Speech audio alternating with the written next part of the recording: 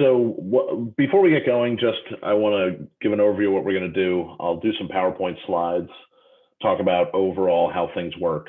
I'll do a demonstration on one of our test servers. If you have questions as I'm going through things, I will stop periodically and say, feel free to come off mute, ask any questions you'd like. If you have questions as I'm talking over something or covering a topic, you can feel free to type them in the Ring Central Meetings group chat.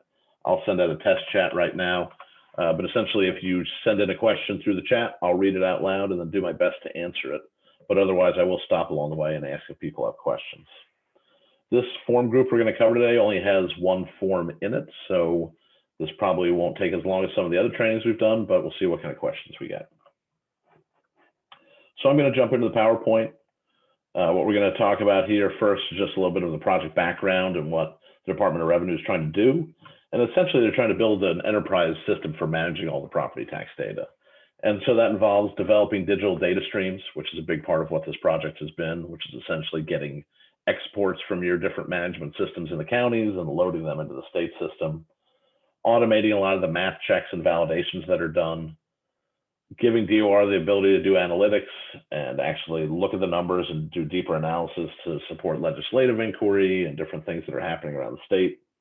And then public data transparency. Obviously, the state's kind of moved forward with their phase one of that and trying to get more property tax data out there so the public can learn more about what there is. Basically, what this boils down to is we're implementing our software solution PropTax. We're automating a lot of different forms, and that's kind of how we're going to reach these end goals that were covered here on the slide. I'd like to cover kind of where PropTax and our software fits into the property tax world. I mean, many of you or all of you are familiar with the local government cycle of valuation, billing, collection, and distribution. You as the auditors are in charge of overseeing all of that, and you have different software packages that you use to do that. The state is doing their part, so they're overseeing valuation, they're doing utility values and other complex industries, they're helping to support education funding through equalization, they're giving technical support to counties on various issues. And as part of that, there's a lot of data going back and forth. There's a lot of information coming from the local government to the state, and then coming from the state back down. And our application, PropTax, automates that workflow and allows the state to manage what their processes and allows you as the county users to submit and receive data from the state. So that's where this fits into the world. It's a web-based application, so you'll have a web address you go to and log in. I'm sure many of you have probably already been in or have credentials. If you don't have credentials, we'll talk about later on in the training how you would get those. So we're implementing 3 different modules of PropTax. Valuation oversight, which is really for ratio studies and equalization. Electronic filing, where we'll be doing all of the forms that we covered in previous slides. So all of your DOE forms, the levy verification forms, auditor's growth, recapitulation, et cetera.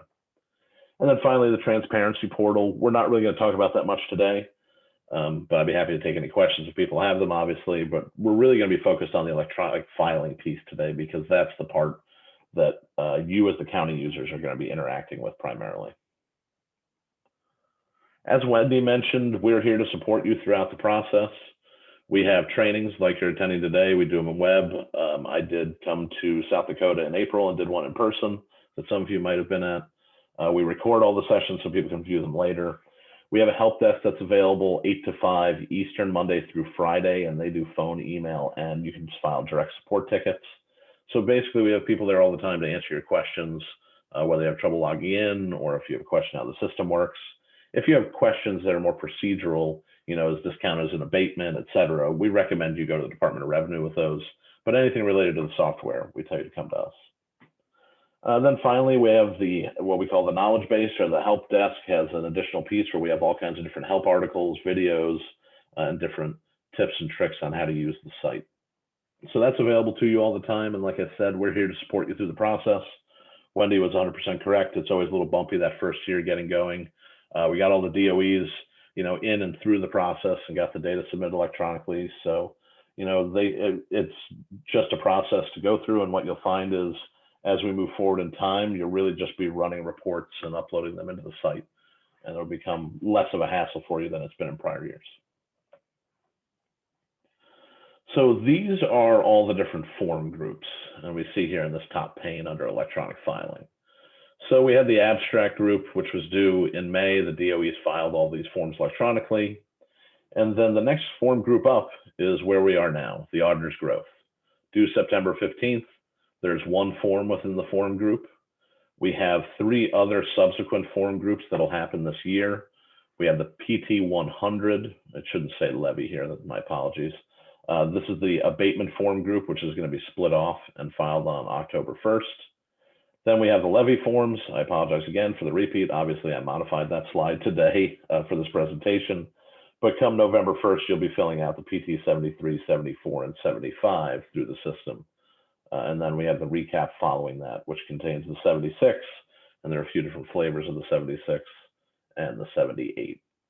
Not pictured here is the PT 92, which will also be an electronic filing. Obviously, that'll occur in March of 2023 for the prior year. Really, what we're here to focus on today is this auditor's growth form. The processes and the mechanisms, that the site uses are common throughout the rest of the form groups you'll do, but we're going to only be talking about this specific auditor's growth form today. The PT 100 is such a small form that we're going to send out a video on how to do it, and then there's subsequent levy and recap training that you've all been notified about. So these trainings will continue as we go through the fall. So I want to talk about the process background a little bit. What is the app we're going to be going over? How does it work? Essentially, it's an electronic filing and management app, and it captures the information you're filing. It, on your submission, validates any of the common math checks or validations that the state has typically or historically has done manually. So, for example, on an auditor's growth form, does the sum of the current year value for the county match the sum of the current year value for all the school districts within the county? Basic mathematical checks that are being performed. These were all done manually before. Now they're done prior to your submission to make sure things are working correctly. In other form groups, you'll see these cross checks. So that'll come up for this group in the levy verification, where we check the 73 against the 74. So all these different steps have been built in so that the data being submitted can be basically checked out and allow DOR to focus on the deeper reviews that they need to. It'll also allow DOR to automatically review the forms and send you notification when those reviews are complete. So the system has alerts built in when different forms are submitted and approved. You get a notification accordingly, and then you're notified to log into the system and view the final output, essentially. How it works, essentially, you hear me talking about this form group concept. And a form group is just some number of forms submitted together. So the form group for levy happens to be the 73, 74, 75. The auditor's growth is a form group of 1. So you have one form task that you need to complete. For any form group, you need to complete whatever the required tasks are, and then you complete a certification task. So it's essentially like TurboTax. You complete each of your forms, and then when you're ready, you say, I'm certifying this, I'm done with it. When you do a certification task, it runs all the cross checks. As I said, for this first form group you're doing, the auditor's growth, there are no cross form checks. So all the validation will occur on the individual form itself. And when we get into the app, I'll walk through this. It's a very straightforward process. You can see that the 5 different filing groups that we talked about: valuation, certification, which isn't the problem for most of the people on this call. We have the auditor's growth, abatement, levy, and recap. Like I said, this form group contains one form task, the auditor's growth form. There are 2 ways information goes into the system. The first way is that you enter the values. You literally go to your districts, you type in the appropriate values into the interface. That is not the way we intend for you to put your data in. We intend for you to upload a file that you download out of your auditor's management system. The vendors that work with the counties have been working with us for the past year on import files. So for example, the DOE's growth files were loaded into the app. They didn't type in their values. So the idea is that you're just taking a file that you get from your county management system and upload it into the state system. One of the things we like to talk about is what information is being reported. This isn't as critical for this form group, this group, because we haven't changed much with the DOEs. We kind of modified how this was done from the historical method.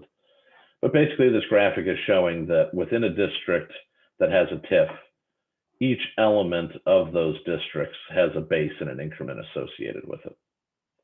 And the auditor's growth form, we're asking for the base portion of all districts and the increment for the TIFs themselves.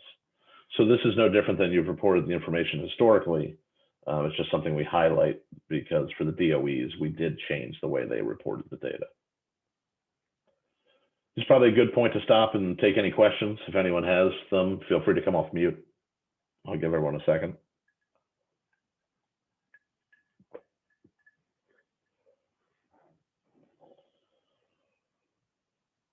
Okay, keep moving.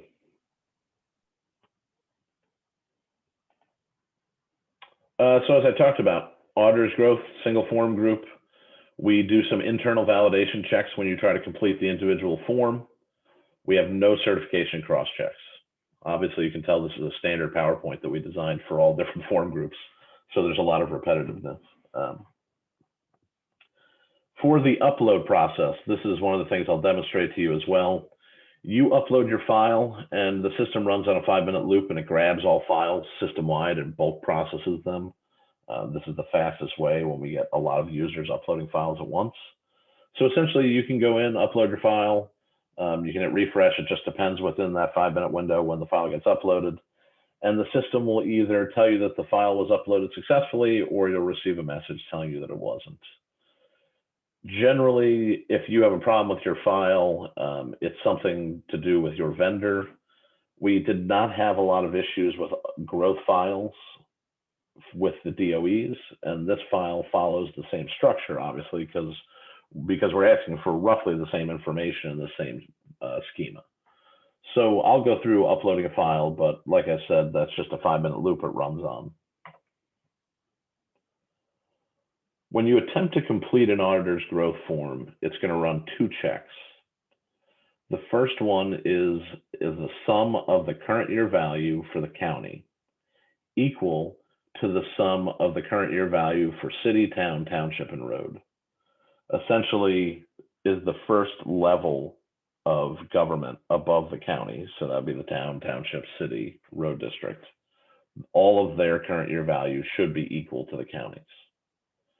The second check is the sum of the current year value for the county should equal the sum of the current year value for all school districts. So another, basic check to the value of these contiguous areas align. If you do not pass those 2 checks, you won't be able to complete the form itself. You'll get a red message across the top of the screen saying that these districts don't balance, and we'll list the districts out that aren't balancing, and then we'll ask you to correct it. If you're uploading a file from your vendor, there is a chance it can be related to a translation table within the system because some vendors use our coding, some don't, so we translate a lot of values. So if you feel like, no, the information's correct, but you're getting an error for some reason, we would always encourage you to go to the help desk at that point. As I talked about, there's no cross-form validation. So when you go to the certification step, the only thing it's going to be looking for is that you've completed the auditor's growth form. So essentially, the system is just a series of gates that you're going through. The first gate is, did you complete the auditor's growth form correctly and pass the 2 validation checks I discussed? And then in the certification task, it's looking to say, is the auditor's growth form marked as complete? If it is, you can just check the checkbox next to the language that certifies you're submitting the data to the best of your knowledge and click the complete button. When you do that, your data gets shipped off to the state. You can no longer edit your values. If you want your filing back to make corrections, you can ask DOR to return it to you. But essentially at that point, your data is off in the review queue. Once they complete their review, you get a notification accordingly. So whether or not the state approves or sends back your filing, you'll get a notification either way. I'm going to jump into the demonstration unless anyone has any questions. So I'm going to log into one of our test servers. We call it Stage. I'm going to log in as a county user. What you notice when I log in right away is I'm dropped on my filing homepage. I can control the filing year I'm in up top. If for some reason you're someone who works in multiple counties, you can't have permissions to all different counties. I just happen to have them all on for the purposes of testing. On your homepage, the basic layout, you have your filer information. So it says the type of government you are, your district ID.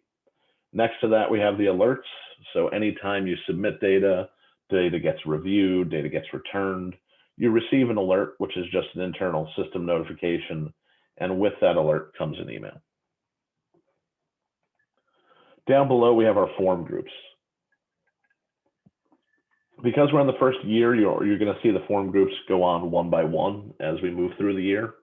Next year, you would see all of the form groups listed. It's just a function of this first year and how we go live. But essentially, like I talked about in the PowerPoint, each form group is just a grouping of tasks that have to be submitted together. So valuation certification, this is where the DOE submitted. They had 7 forms, which are really 6 tasks and a certification. We can see below that the auditor's growth.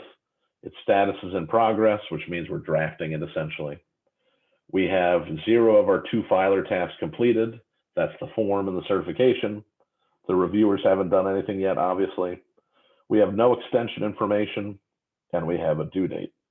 So don't disregard this due date. This is just in the test server where we have it. Next to that, we see submission. Once we submit our information, it'll list the name and the date and time we submitted it. So I want to go into my auditor's growth form group. When I do that, here we can see, like I talked about, we have a task, so the auditor's growth form itself, and then we have a certification task.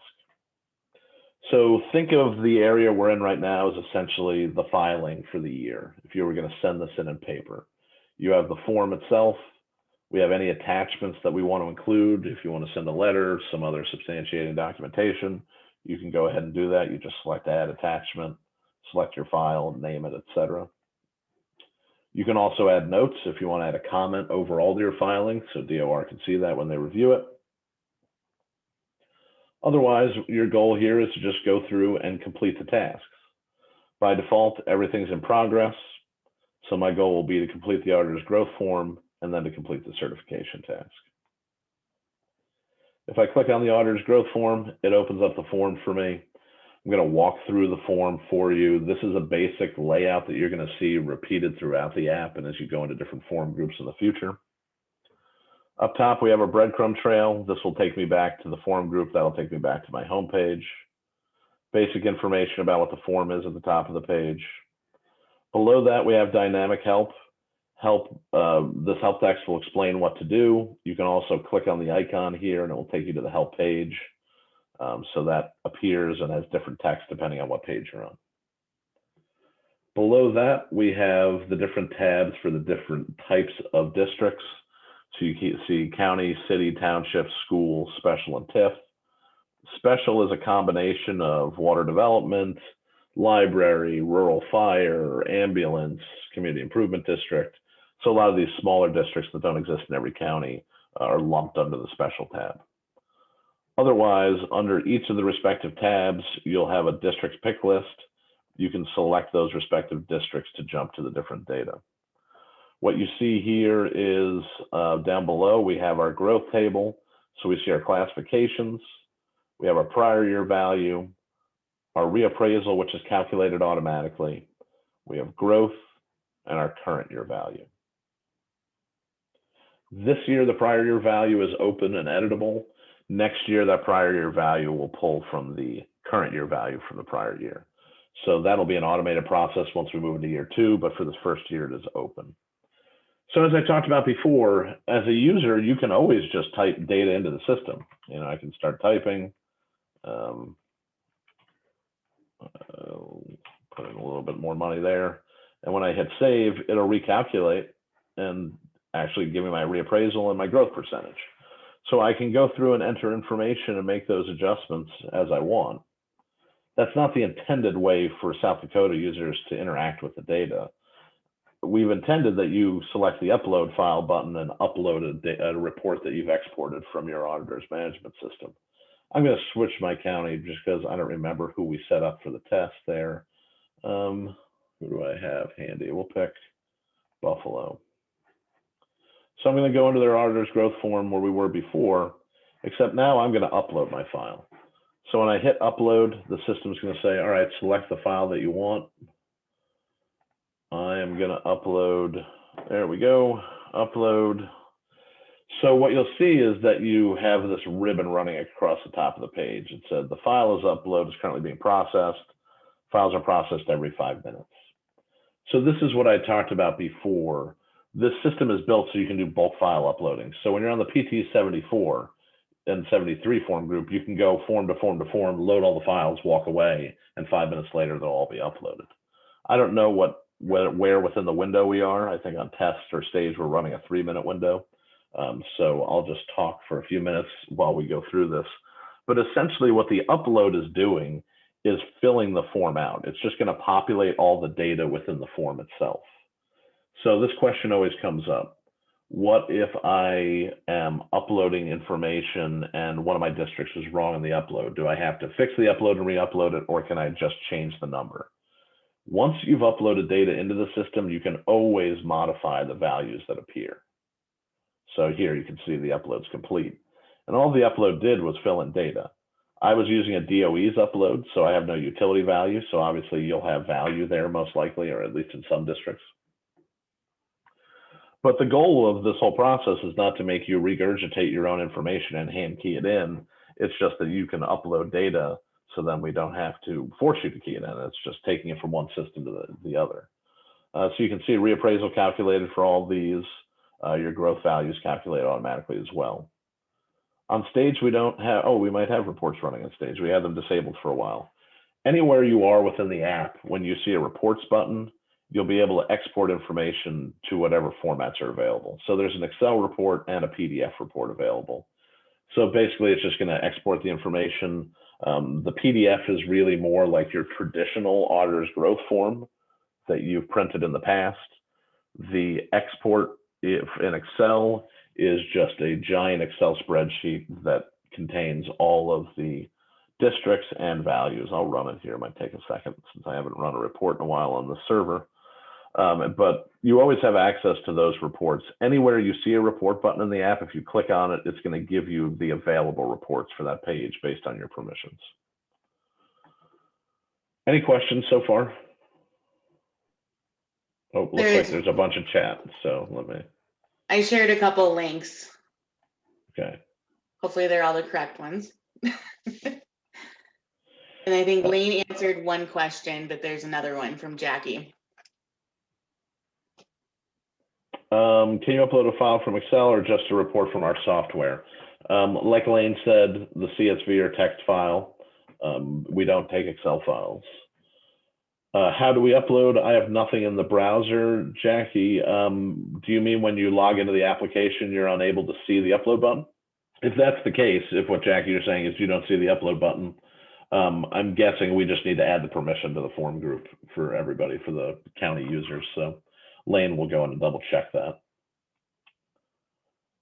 We'll be able to see the totals, et cetera, before you submit. Yep, you can always run a report here, but on the first page of your auditor's growth report, it's going to show you every district and the summary of it, so the total value, et cetera. You can always see your totals by district down below, and obviously I'm in the county, so I'm looking at county totals. But you have the ability to do all totals in the report. The other thing I'm going to do here is open the growth report for you to see. I guess I'll have to switch monitors. I'll show you reports in a minute. I'll have Lane pull some reports from our other test server. So essentially, and then I'm kind of going through this in a long-winded fashion, but in an ideal world, you upload your file, then you hit the complete button. The system says, are you sure you want to complete? We passed all the math checks. So the system says you've completed the task successfully. The form is now locked. If we go back to our form group, we can see that our form says pending certification, which is basically telling us that we need to certify to get this form group submitted to the state. So at that point, I can hit the filer certification. What you see here is that we have a pass. So what the system is doing is looking back and saying, did we complete the auditor's growth form? When I select the checkbox to say, yes, I agree with, this is the information that's true to the best of my abilities, et cetera, and I hit complete. Now you'll see the status has changed to completed. And if we go back to our home page, our auditor's growth form has been submitted, our filer tasks are complete, and we have a submission date, time, user.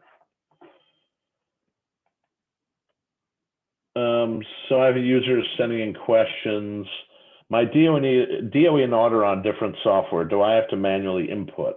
You should not. It doesn't matter if you have different vendors. We've been speaking with all of the vendors that operate all of the software across the state. And I know there are a few counties who have their own in-house systems, and they've been included in the meetings as well for about 18 months now.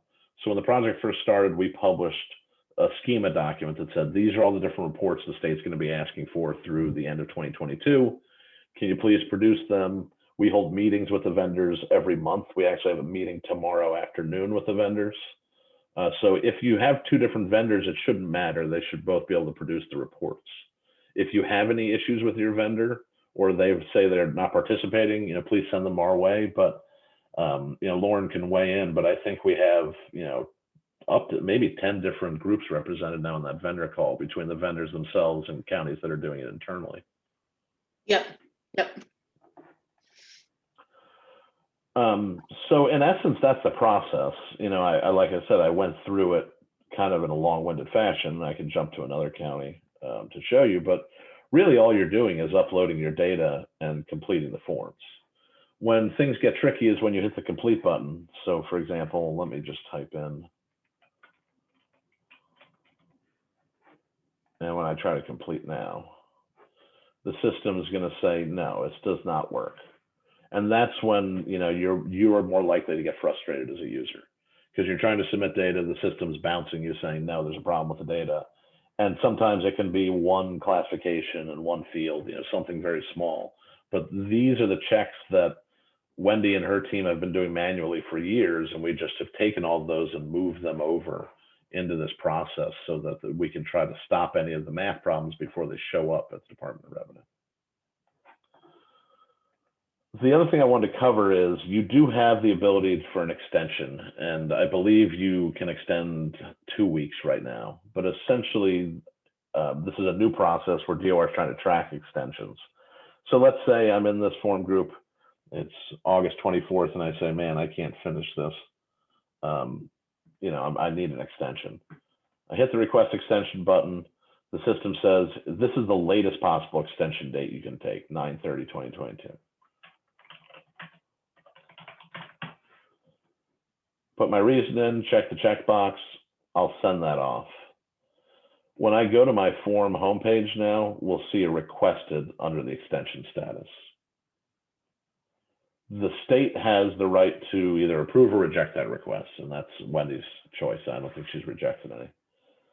What you'll notice is I also got an alert at the same time that said I requested an extension. So you can see how alerts work. They're really just internal messages for the system. When the state makes their determination, I'll get another alert and the status will change. So let's say they approve my extension request. My extension will read approved and the due date will read 9/30/2022. So the due date will be updated accordingly. Okay, I'm going to jump back over to our PowerPoint. So if you don't have an account, how do you get one? The system is up and running. I know many of you got accounts issued to you when your DOE started or have been requesting them over the past few weeks. If you don't have one, you can go to our help page, support.axiomnh.com, or email us at support@axiomnh.com, and we can send you out the sign-up form. I know Lauren had sent it out previously as well. And essentially on the sign-up form, it captures who the DOE and auditor are. If your DOE already has an account, you don't have to enter their information. And it allows you to indicate anyone else from the county that you'd like to add on. So you can have level 1 or level 2 users. You can have as many users from the county as you'd like. The difference between a level 1 and a level 2 user is that a level 1 user can type or upload a file into the system. They're not able to certify and submit the data to the state. Only a level 2 user can submit and certify to the state. So when you fill out the form, it'll ask you for each person who you're requesting access for, whether you want them to be a level 1 or level 2 user. When you send that form to us, we create your accounts, send them out to you, and then you can access the system. Help materials integrated throughout the app. I'm going to show you in a second where it is on our support page. I showed you the dynamic help at the top of pages. Anytime you see that blue icon with a white eye on it, it means if you click on it, it's going to take you to a help page about the page you're on. So other than that, we basically guide people to our support desk at Axiomatic if you have questions about software. If you have questions about statutory issues, valuation, things like that, go to DOR. They're the experts. We're the software people. Within the app itself, you can always click on the help link here, or within any of the pages themselves, as I showed you, you have integrated help links. If you click on the help page, it's going to take you to our support homepage. There you can scroll down to the South Dakota application. There we have all kinds of different help articles depending on what form you're in, etc. The more important thing to talk about on this page is that if you go to new support ticket, you can send a ticket right into the help desk and ask any questions. Lane I've been answering some questions in the chat. He is your primary point of contact at the help desk, Lane and Justin. They're there all the time to answer your questions. So if you have issues as you're going through things, they'll be more than happy to help you with that. You can also reach out to me as well. I'm sometimes a little harder to get a hold of, but if you call the help desk or send in a help desk ticket, we always have people there. The help desk number is listed right here as well.